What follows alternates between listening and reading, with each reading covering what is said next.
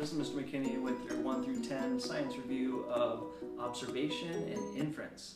And observation is the skills we use to look around and collect data for any kind of investigation that we're doing. There are 5 senses that we can use to take an observation. You're probably using one of those already. You may have noticed this ring that was around my neck. If you did, then you're using the sense of sight. You're looking through the screen and noticing a number of things. Maybe that it's circular, that it's gray, that there seems to be a gap in the middle. There are other senses that we can use as well. We could try to taste it. If you were in person, we might be able to taste it. Doesn't taste like much. You can smell it and get some and I'd write some data down that way. And you could also listen to it. Right? So hearing is a sense.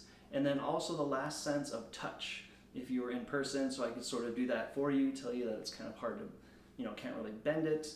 It seems pretty solid, right? So you would use those 5 senses. If you're using any of those 5 senses, you are making an observation.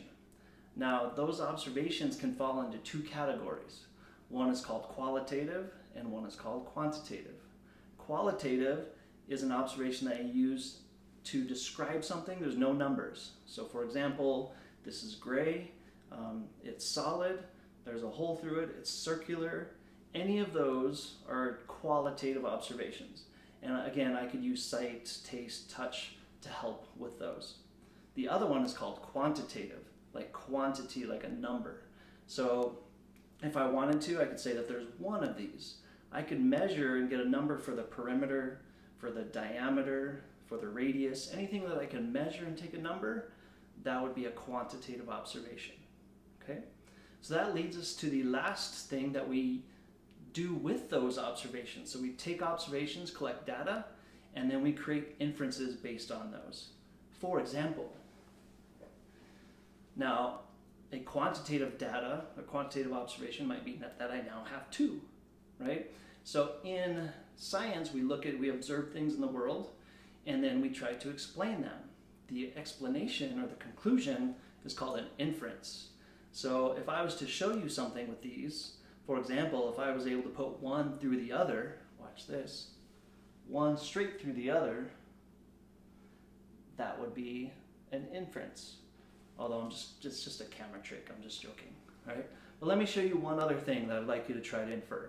Try to do it for reals this time. So I'm going to put these 2 solid rings, one through the other, right? So here we go, 1, 2, 3, just like that. So what you would need to do is take your observations and then create an inference on how they came together and actually how they came apart.